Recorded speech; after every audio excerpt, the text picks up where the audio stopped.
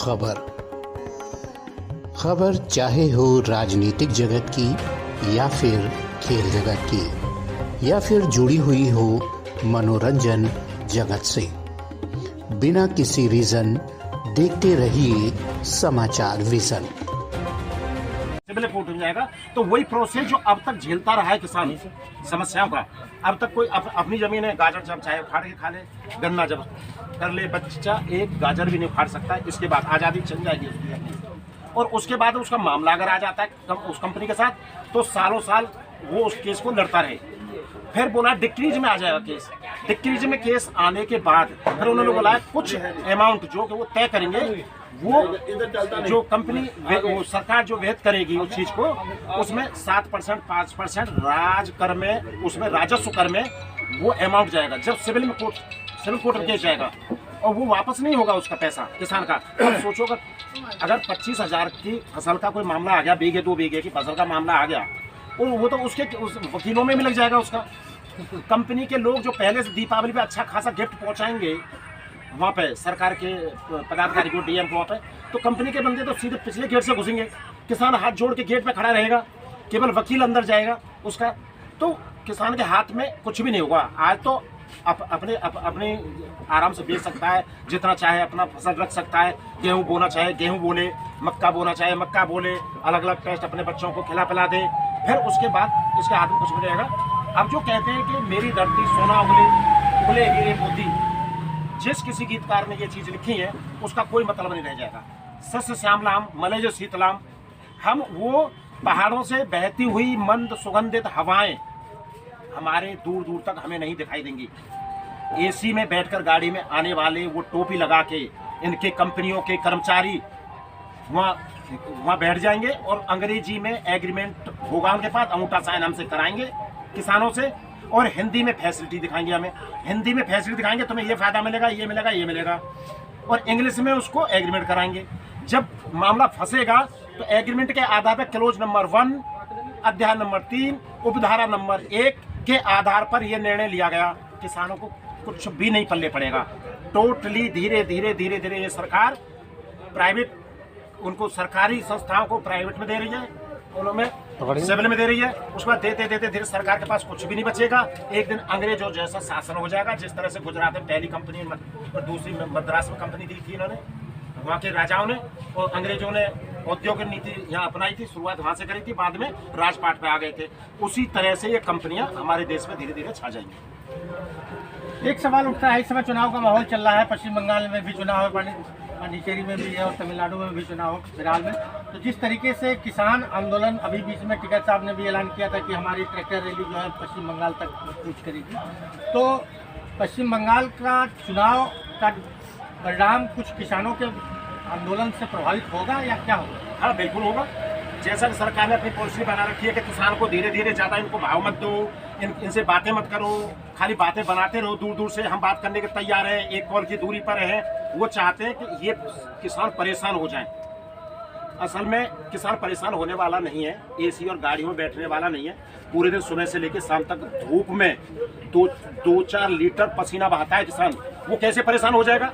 जैसा कि हमारे बल्ले ताऊ ने बताया कि हम 4-4 गांवों से आदमी आ रहे हैं, फिर ये जा रहे हैं, आ रहे जा रहे हैं, तो रोटेशन बना दिया है हम लोगों ने। तो हम भी इस माइंड से तैयार हो चुके हैं कि सालों साल तक हम बैठेंगे।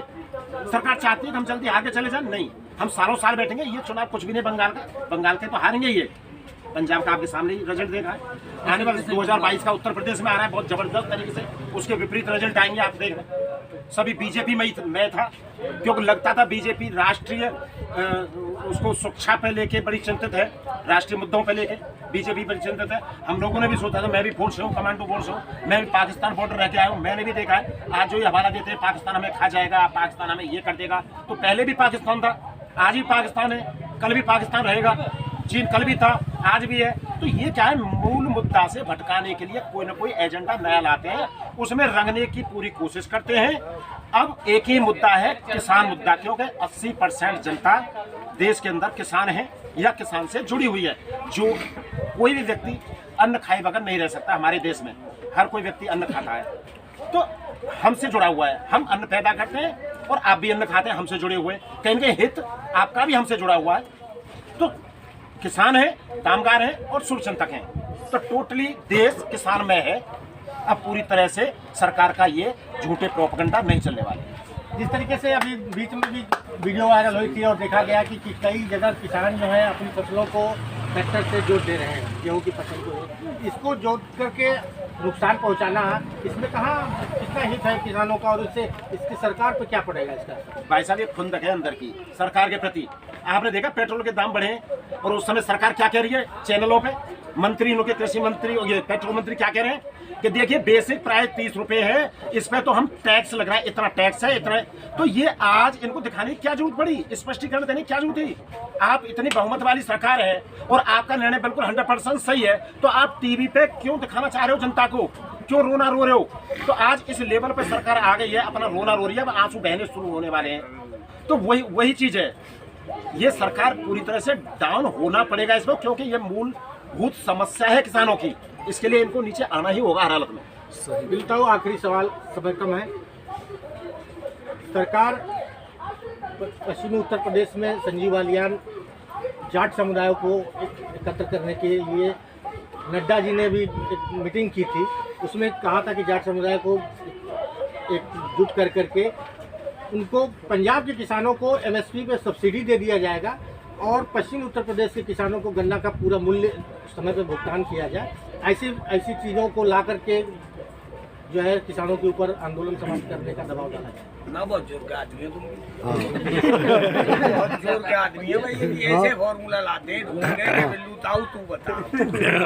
मैं भैया एक बात बता, तो बांध के घेर दूँ यार, 15 दिन तो पानी भी ना दूँ, वो 15 दिन पीछे जाके देखूँ नबज बबज है कि ना हुई, क्या बादाम को हलवा खवाओ, पहले तो तेरी सांस ही वापस आ जाएंगे। हुई बहुत गन्ना पे 1 रुपया इन्होंने ना बढ़ाया, 4 साल सरकार है यूपी में, आई समझ में या नहीं?